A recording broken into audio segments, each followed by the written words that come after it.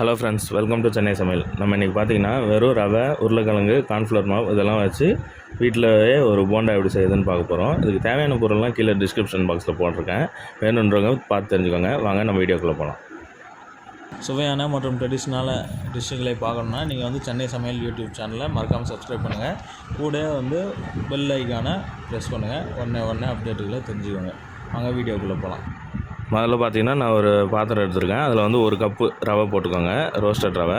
1 spoon போல் இஞ்சி பூண்டு paste போட்டுக்கோங்க. கொத்தமல்லி போட்டுக்கோங்க. 2 ஸ்பூன் ஜீரகம் போட்டுக்கோங்க. மஞ்சத்தூள் ஒரு அரை ஸ்பூன் போட்டுக்கோங்க. ஒரு அரை ஸ்பூன் கரம் மசாலா, தேவையான அளவு உப்பு, 100 கிராம் சின்ன வெங்காயம் கட் பண்ணி போட்டுருக்கேன், அது போட்டுக்கோங்க. சில்லி ஃப்ளேக்ஸ் போட்டுக்கோங்க.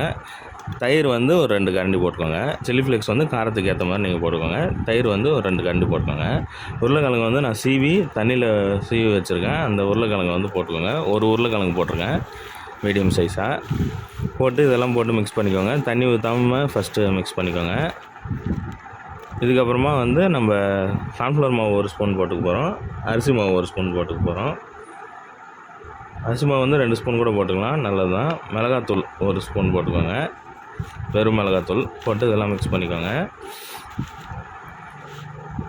நல்லா மிக்ஸ் பண்ணிக்கோங்க. அந்த உருளைக்கிழங்கு தண்ணி விடும், அந்த தண்ணி விட மிக்ஸ் பண்ணிக்கோங்க. அப்புறம் தண்ணி இந்த அளவுக்கு வந்ததுக்கப்புறமா தண்ணி நீங்கள் தெளித்து மிக்ஸ் பண்ணிக்கோங்க. நல்லா சப்பாத்தி மாவு மாதிரி நல்லா உருண்டை பிடிக்கிறதுக்கு ஏற்ற மாதிரி நீங்கள் போட்டுக்கோங்க. தண்ணி மொத்தமாக ஊற்றாதீங்க. இந்த மாதிரி தெளித்து பனைஞ்சு கொண்டு வந்தீங்கன்னா லாஸ்ட்டாக கன்சிஸ்டன்சி காட்டுறோம் பாருங்கள். இந்த மாதிரி தான் இருக்கணும் கன்சிஸ்டன்சி.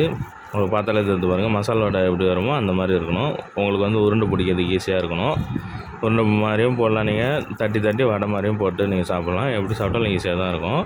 இது பிணைஞ்சு வச்சுட்டு ஒரு 1/2 அன் ஹவர் ஊறட்டும். ஊறினதுக்கப்புறமா பார்த்திங்கன்னா நம்ம தாளித்து ஊற்ற போகிறோம். எண்ணெய் தேவையான அளவு ஊற்றிக்கோங்க. ஒரு ஸ்பூன் ஊற்றுங்க போதும். கடுகு போட்டுக்கோங்க. கடுகு நல்லா பொடிஞ்ச உடனே பார்த்திங்கன்னா பெருங்காயம் ஒரு அரை ஸ்பூனில் போட்டுக்கோங்க. பெருங்காயம் இதான உடனே கருவேப்பிலை வாசனைக்காக கருவேப்பிலை நல்லா பொரிஞ்ச எண்ணெயை அதில் ஊற்றிடுங்க.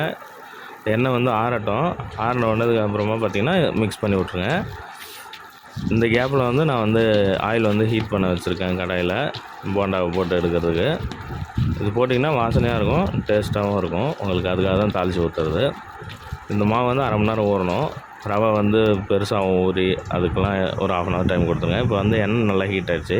இப்போ போண்டா மாதிரி பிடிச்சி நம்ம போட போகிறோம். உங்களுக்கு சைஸு ஆயில் எவ்வளோ பிடிக்குதோ அதுக்கேற்ற மாதிரி நீங்கள் போட்டு எடுத்துக்கலாம். நான் சிம்மு எண்ணெய் ஹீட் ஆனவுடனே மீடியம் சிம்மில் போட்டுருங்க. நெருப்பை போட்டு போண்டாவெல்லாம் போட்டு எடுத்துருங்க. போட்டுட்டு அது அடியில் லைட்டாக ஒட்டியிருக்கும், அதை மட்டும் பரட்டி விட்ருங்க. அப்போ தான் ஒன்று ஒட்டாமல் நல்லா அழகாக வரும். எண்ணெய் பபுள் அடங்குற வரைக்கும் பாருங்கள். அந்த கலர் சேஞ்ச் ஆகும். ஈஸியாக வெந்துடும் நம்மளுக்கு. பாருங்கள், நல்லா கலர் சேஞ்ச் ஆகி வந்திருக்கு பாருங்கள். இதை எடுத்து நல்லா ஆயில் ட்ரைன் பண்ணி நல்லா மொறுன்னு சவுண்டு கேட்குது பாருங்கள். நல்லா கிறிஸ்பியாக இருக்கும், டேஸ்ட்டாகவும் இருக்கும். ட்ரை பண்ணி பாருங்கள்.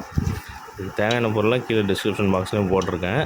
ஒன்றுமே இல்லை, ரவை, கார்ன்ஃப்ளவர் மாவு, அரிசி மாவு, உருளைக்கிழங்கு, வெங்காயம், கொத்தமல்லி, ஜீரகம், இஞ்சி பூண்டு பேஸ்ட்டு, அதுக்கப்புறமா அந்த தாளித்து ஊற்றுறது, அவ்வளோதான். மறுபடியும் இன்னொரு வாட்டி காட்டுற மாதிரி இந்த மாதிரி ஒன்றே பிடிச்சி நெருப்பு மீடியம் ஃப்ளேமில் இருக்கட்டும்.